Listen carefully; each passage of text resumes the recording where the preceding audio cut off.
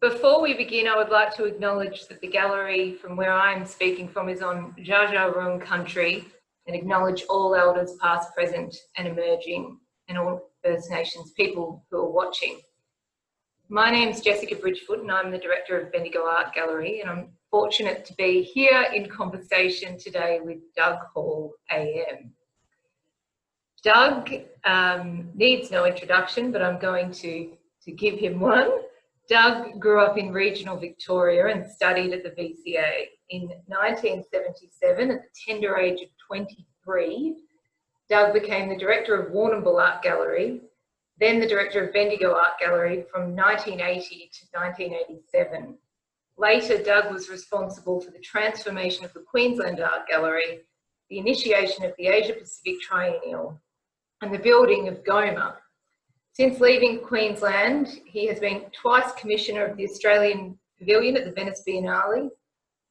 He's become a scholarly and witty critic for the Australian Financial Review and the Monthly, and is published widely, including his latest book, Future Tense, The History of the Anna Schwartz Gallery. Now, Doug, to begin, the thing that we have in common, I guess, apart from the love of contemporary art, is the Bendigo Art Gallery. While you were here in the 80s, you brought a lot of scholarly research to the gallery's collection, which is often described, I guess, as a collection of collections. We have a significant holding of British and European 19th century paintings of goldfields. We've got some wonderful modernist paintings. More recently, though, our focus has been on contemporary Australian and First Nations art and design. As director in the 80s, how did you approach our collection at the time? Well, if I can begin with a fleeting moment of modesty, I was actually the first director that actually had any artistic training. And I came into very strange setup. I mean, to put it in its, to give you a snapshot of its context of the time, it wasn't owned and operated by council.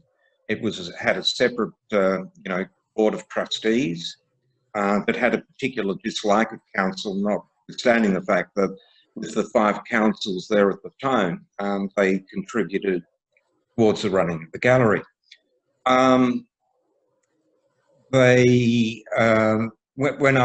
When I arrived, I mean, the collections, many areas of the collections were well known, but they actually hadn't been promoted within the gallery. It was academics and others from outside that recognised it. And also at the time, it was the tapering off in which collections were hero.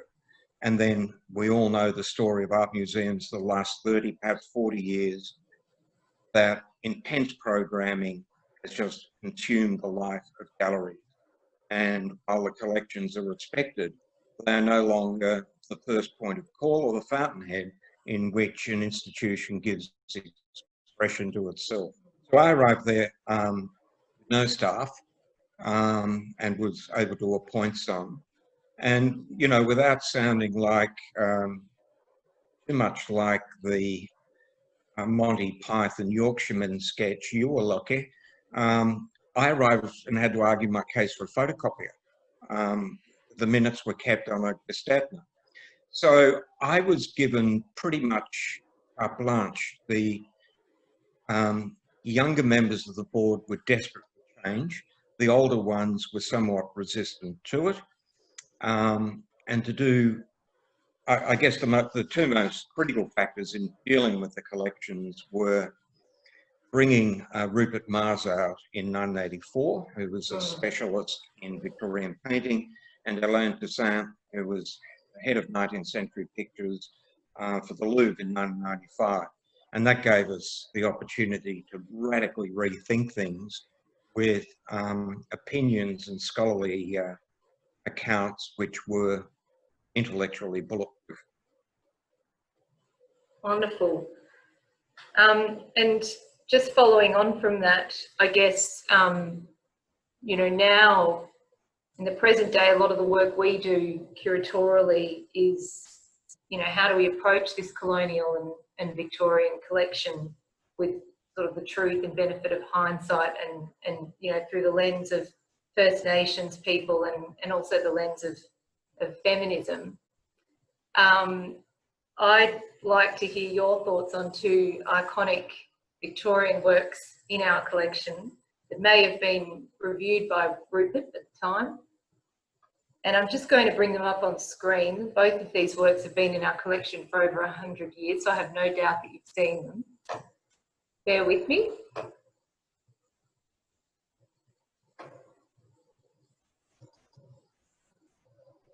Okay, so old friends. Well, one's a friend and one was a constant source of amusement, yes. So for the viewers' benefit, to the left we have a work by George Kilburn called The Given, which was painted in approximately 1888. And to the right we've got Emma Minnie Boyd, who was the matriarch of the Boyd dynasty, with Afternoon Tea, painted around the same time in 1888. Doug, discuss. Well, the Kilburn, he didn't paint any pictures that weren't like this, these moralising narratives, which were kind of, how shall we say it, the most brilliantly crafted and fatuously shallow pictures of that particular genre. And they do have quite a following, and they're not unaware of contemporary, at the time, stylistic, compositional traits. But it's the narrative that wins hands down of the woman returning, you can see, seeking forgiveness. You can look at all the stock standard bits of Victorian symbolism of what is it, the discarded black shawl on the ground, the leaves that have fallen, and you can just work your way through an imaginary past for which he seeks forgiveness. Yet on the right-hand side, we can see Emma Minnie Boyd, Afternoon Tea, which is a fantastic picture. It's withheld, it has reserve, and it's far more complicated in its psychological tone because it's not a simple Victorian rendering of two ladies having afternoon tea. That's self-evident. But it brings into things that scholars over the last 30, 40 years have looked at, and particularly with Victorian painting, and particularly with women and the interior and the exterior. And of course, in this picture, it's understated, but it's still there. And Candice Bruce was one to first talk about the idea of interior space, external space, and the idea of freedom and restraint, and place it in a gender context. And I find that really interesting because that last sentence that I said, when you go to look at Victorian paintings in Victorian collections, either at the NGV or regionally, there is this, the women are so often placed in an interior next to an exterior, and, you know, the use of veils and fabric, their placement of, as I said, freedom and restraint, contained, partial release and what have you. Now, it might be being overstated to draw so many conclusions into a beautiful small picture. Nonetheless, I think it is a worthy observation, and quite frankly, one I can't shake. This is a wide-ranging discussion, so I'm going to bring the conversation forward in time to your time at Queensland Art Gallery, Gallery of Modern Art. So after Bendigo Art Gallery in 1987, you became the director of Queensland Art Gallery, the tail end of the Joh Bjelke-Petersen government, in the aftermath of what's been described as a hillbilly dictatorship. You started the revolutionary Asia-Pacific Triennial which brought the likes of groundbreaking Asian artists to Australia and to the Queensland public collection, such as Mona Hatoum, Munir Sharudi Faman Famayan, Namjoon Paik, Ai Weiwei. You also championed Australian Indigenous and Pacific art in a contemporary context, and then managed to raise $140 million for the Gallery of Modern Art, which is now a major national and international institution. Can you talk us through what it was like at that time, and how did you convince everyone that this was a good idea? Yes, it was mad, and I should preface it by saying that notwithstanding the invitations to write a memoir, a book, a memoir, that will never happen. And I think I can honestly say that I regarded the job as being a professional position representing the public interest, and you will find no stories on me that are personal in 20 years. So, I didn't do Ty's Sunday morning copies, favourite films. You won't find any of that. So there is no memoir. So this is kind of slightly unusual for me. But yes, when I arrived there, it was nuts. It was the dying days of the Bjelke-Petersen era. I had, in 20 years, I can still remember this fact, I had 11 ministers in 20 years. One in Bjelke-Petersen era lasted 10 days and I never met him. I had a number of governments. I had Pauline Hanson elected about the time as the first Asia-Pacific triennial occurred. I had about 5 or 6 different chairs of trustees across various governments. And I just simply tried not to politicise the arts. I tried to make it political in terms of it being important, but never sectarian politics or anything like that. Anyway, that seemed to work okay. But the reconfiguring of the institution artistically, culturally, civically is a pretty long story, because until the gallery got its permanent home in the early 80s on South Bank, it had been a wandering cultural orphan looking for attention, from the old museum building on Gregory Terrace through to one of the levels in the MIM building in Ann Street in Brisbane. So there is so much that didn't happen and could have happened over the preceding decade, that I was given the opportunity for a radical rethink. And I, in retrospect, am blissfully grateful for the turmoil, political turmoil. I just got left alone. And the trustees were appointed by both sides of politics were incredibly supportive, because we weren't operating necessarily by a standard template, and there were risks involved because some of what was happening was speculative. We thought intellectually solid, but still speculative. So the first Asia Pacific triennial, and which, and you'll have to refresh me on the date of that, Doug. 1993. 1993 attracted 70,000 people. Is that right? Yeah. Which would have been huge at the time, and in some ways that was possibly, one of the first blockbuster in Australia.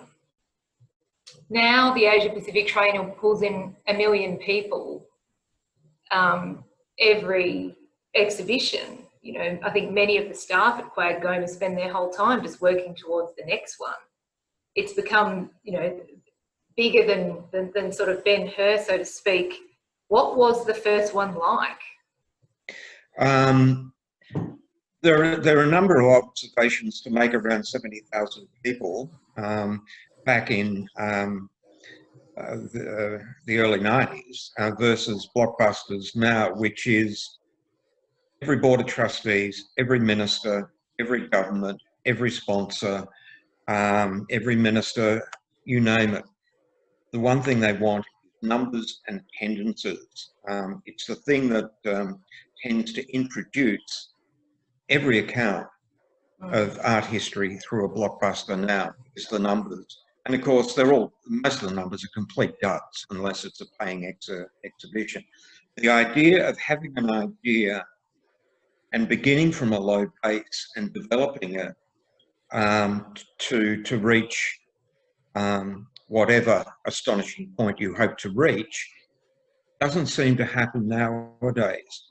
It is, you can almost think of it as political one-termism, which is, the cycle is so short, the expectations are so high, and the idea of beginning from a low base and working towards something just doesn't happen now. It is, the next moment of instant gratification. And you would know as a museum director, a lot of these things are difficult to put together, but once the template's set, you can do it with your eyes closed. That's a terrible situation for us to be in. But anyway, coming back to the first Asia Pacific Triennial, I should say the reason this shift in focus happened was because of the history of the Queensland Art Gallery. Its Australian collections are not as good as Geelong, Bendigo, Ballarat, full stop. There are no major 19th century colonial works at all.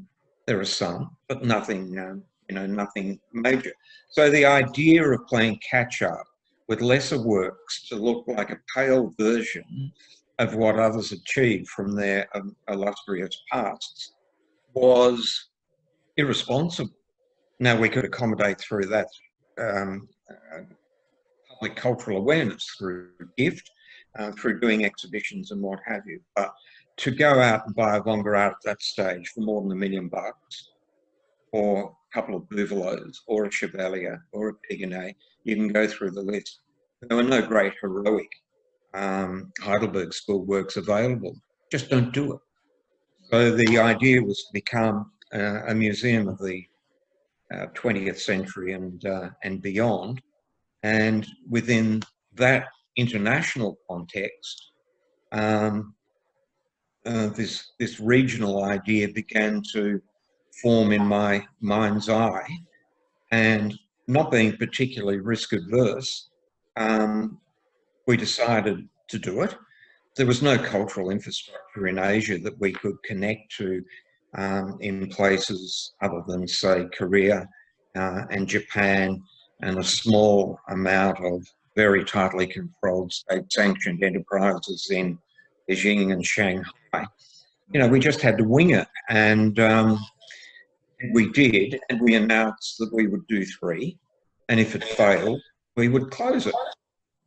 And the rest is history.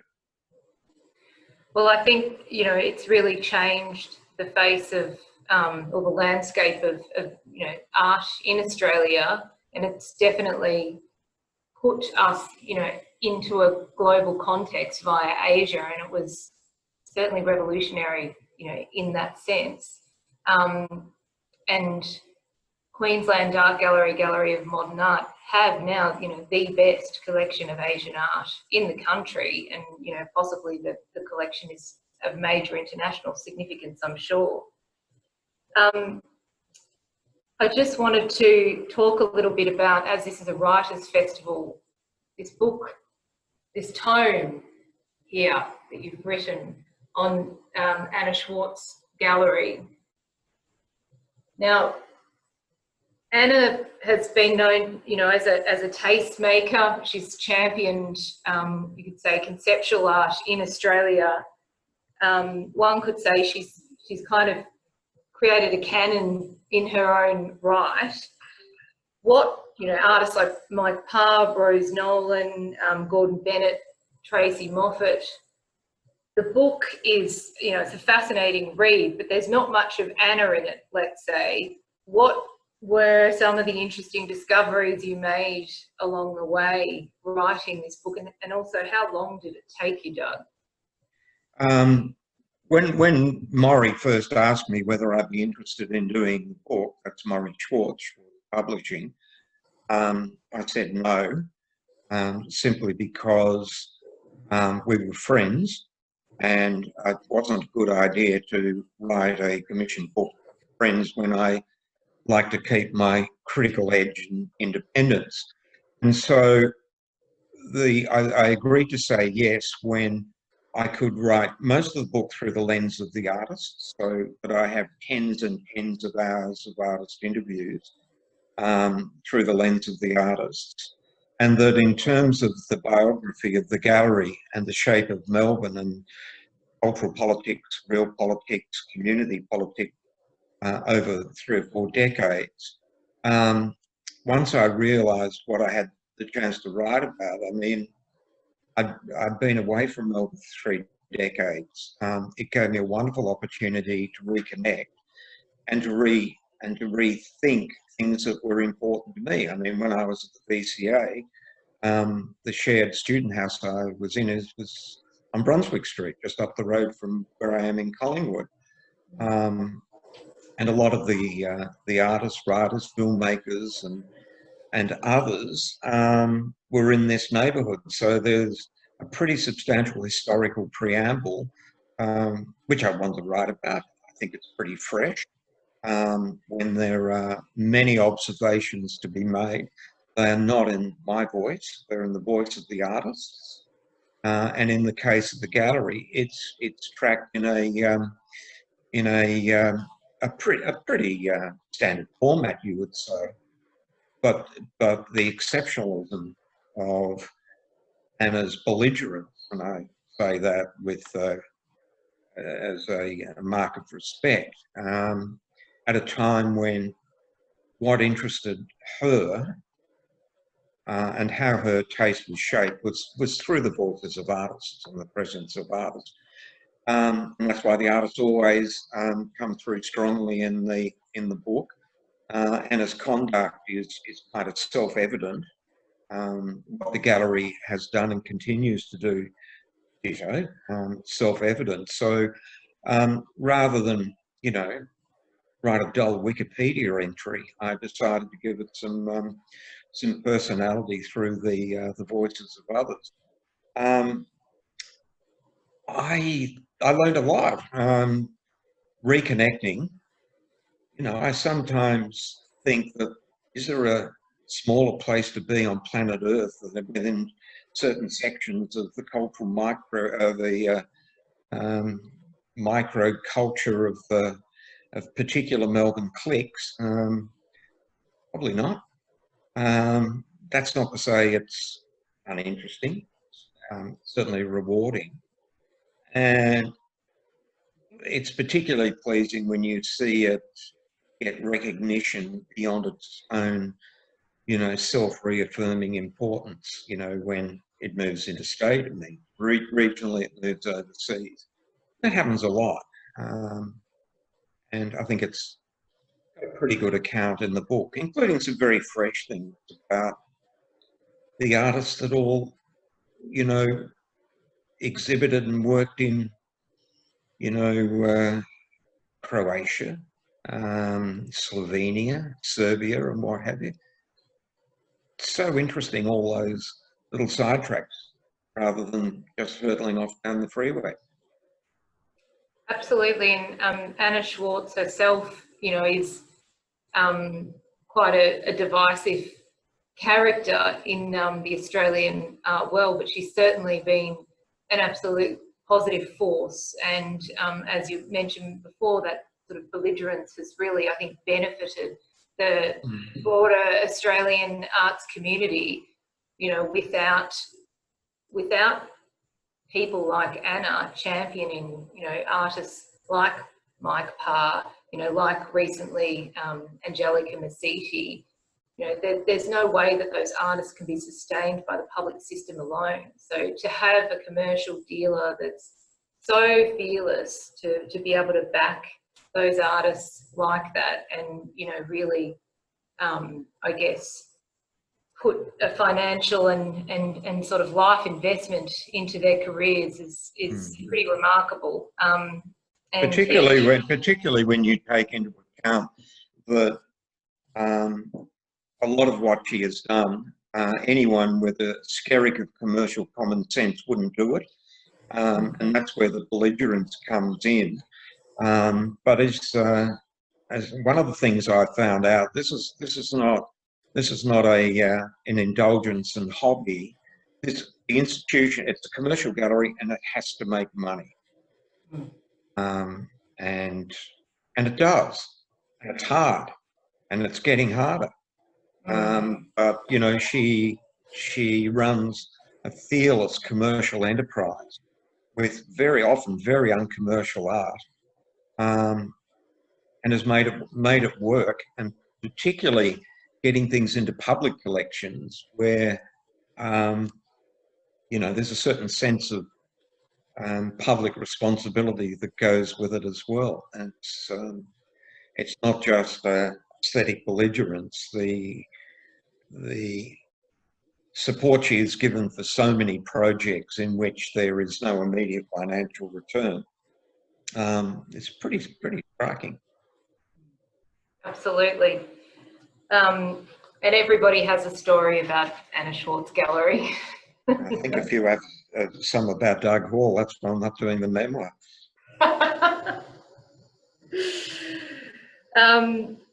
So cycling back to Bendigo, Doug, you recently, I've got another prop here, also generously contributed to a publication of ours, the Paul Guest collection. Yep. Which was a very generous gift to the Bendigo Art Gallery by the collector, Paul Guest, a gift of over 200 artworks, largely sort of consisting of, I guess you could say, robust male painting, lots of... Some female. Some female, big focus on abstraction. Now, in your essay, you focused on some of the under-recognised artists in Paul's collection. And I just want to sort of link that to, you know, I guess, recent sort of discussions that have been going around, you know, in contemporary artists, this sort of next generation of artists, that there is a bit of a lament that it's not very fashionable to be a white male artist at the moment. And Doug, you know, thinking about phenomenons like, you know, the Asia Pacific Triennial, maybe you have a part to play in that. So I was wondering if you could talk a little bit about, you know, what the future might be for these under-recognised artists who are maybe in the later stages of their career. Is there hope for them? And perhaps more generally about, you know, the sort of future of contemporary art in Australia. Wow, that's an open-ended one. Big question. Yeah. I in relation to Paul Guest's gift, I mean, the reason I accepted your invitation to write a chapter in the book was I have a particular interest in abstraction, particular strands of abstraction, and I'm always amazed at the lack of broader curiosity in Australia towards abstraction. I mean, when people walk in front of pictures in Australia and often and there's a certain, not reserve, but contempt in which they blame the artist for not understanding what they're seeing. And with my strong interest in Japan, you find the opposite, where the viewer blames themselves for not being well equipped enough to appreciate what they're looking at. Australians tend to like certain and declarative art. In places like Japan, for example, not knowing gives people a huge amount of pleasure as long as the curiosity is aroused. So there are various ways in which you can come to non-objective art or abstract art. So I wrote about that in the context of Paul's gift. Some of my favourite artists who are abstractionists are not in the collection. And if I were to spin the computer round, one I regard as Kerry Polonez, I regard as one of the finest abstractionists in Australia of her generation, and she's not in the gift. I've worked with her on a couple of big projects, really big projects. I mean, Deborah Dorr in Sydney, for example. There are a lot of really outstanding women abstractionists, and I've got the private pleasure of saying, well, I own a lot of them privately, which gives me a great deal of satisfaction. So I wouldn't get too hung up on alpha white males whimpering with healthy doses of male self-pity as they head towards Faulkner Cemetery. I mean, it just doesn't interest me.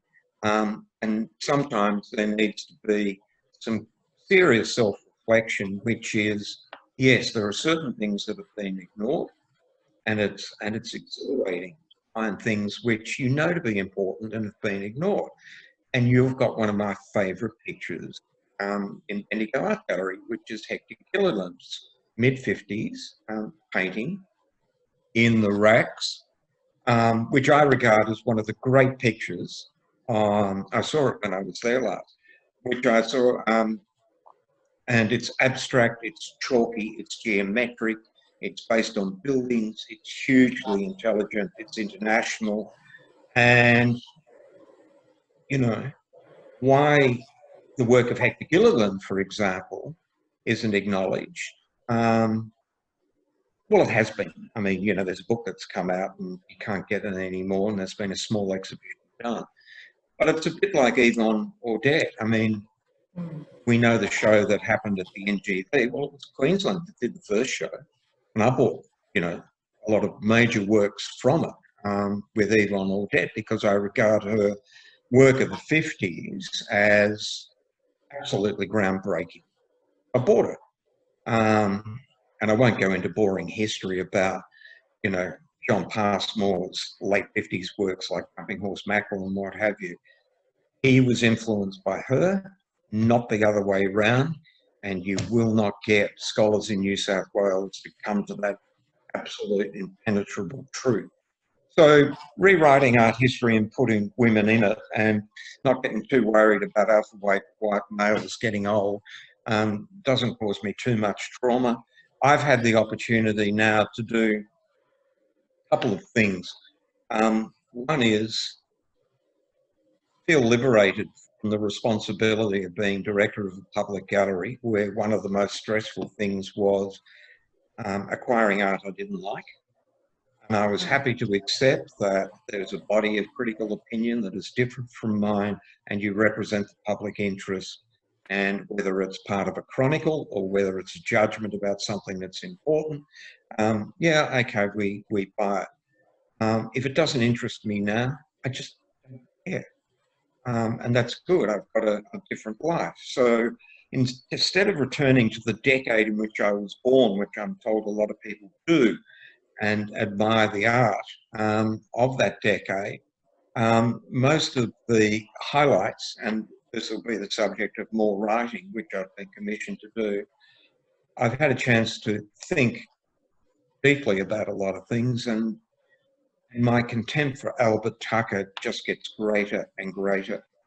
I do regard him as one of the most overspruit and unnecessarily discussed artists of the second half of the 20th century. I think they are appalling, and they should be ignored. And I think curatorial judgments in retrospect are as important as speculative acquisition judgments about the future. Just put them away. We do not need late 50s explorers' heads with a Kubras on and dangling cork being attacked by parrots. I just wish the parrots would win more often. Well, you know, the canon of Heidi has a lot to answer for there.